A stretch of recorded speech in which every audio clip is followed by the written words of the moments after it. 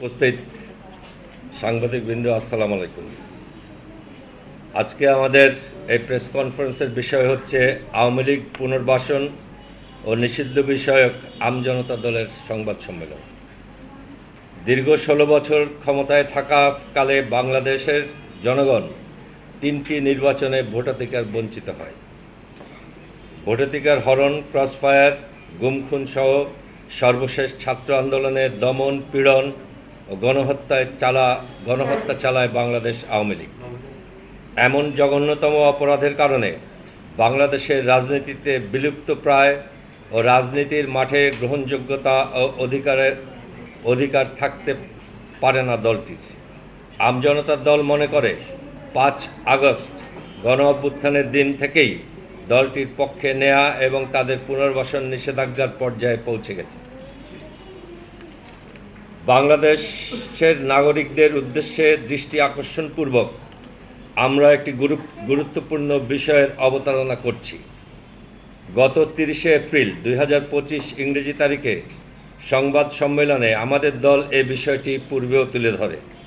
তা হলো, ডক্টর ইউনূসের নেতৃত্বাধীন অন্তর্বর্তীকালীন সরকার রাজনৈতিক দলসমূহের সাথে কোনো প্রকার পরামর্শ ছাড়াই রাখাইন অঞ্চলের সাথে সংযোগপূর্বক একটি করিডোর প্রদানের সিদ্ধান্ত নেয় বলে পররাষ্ট্র মন্ত্রণালয় মারফত আমরা জানতে পারি। আমজনতার দল মনে করছে, রাখাইন প্রদেশে আমেরিকা তথা জাতিসংঘের প্রতি নতজানু হয়ে এই সিদ্ধান্ত গ্রহণ করেছে আমাদের সরকার। বাংলাদেশের জনগণ ৫ আগস্টের পরে আওয়ামী লীগের রাজনীতি এই দেশে নিষিদ্ধ ঘোষণা করেছে।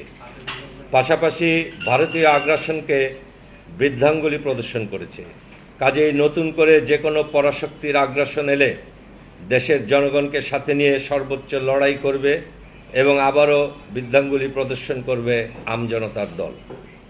এ বিষয়ে সরকারের নতজানু পরিস্থিতির পরিবর্তন না হলে দেশের সার্বভৌমত্ব রক্ষার স্বার্থে সরকারকে রাষ্ট্রের অংশীজন ও জনগণকে সাথে নিয়ে রাজপথে মোকাবেলা করব আমরা। আরেকটি গুরুত্বপূর্ণ বিষয় আমজনতার দল সামনে আনতে চায়। আমরা খবর রাখছি, ফ্যাসিবাদ বিরোধী আন্দোলনে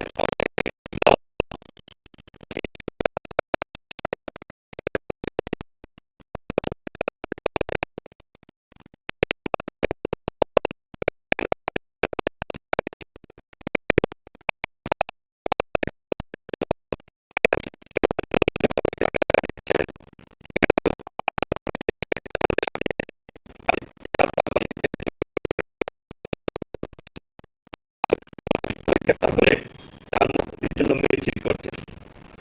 আবার কেউ কেউ ভূমিদস্যুতায় জড়িত ব্যবসায়ীদের তাদের দলে ঠাঁই দিচ্ছে। মুখে দিচ্ছে, আমেরিকাদের কোলে নিয়ে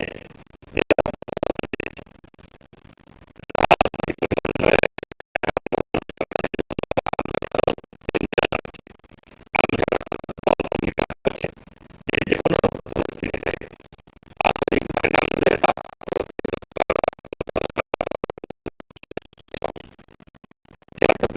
অবস্থানে আমরা বুদ্ধি দিয়ে লড়াই করেছি।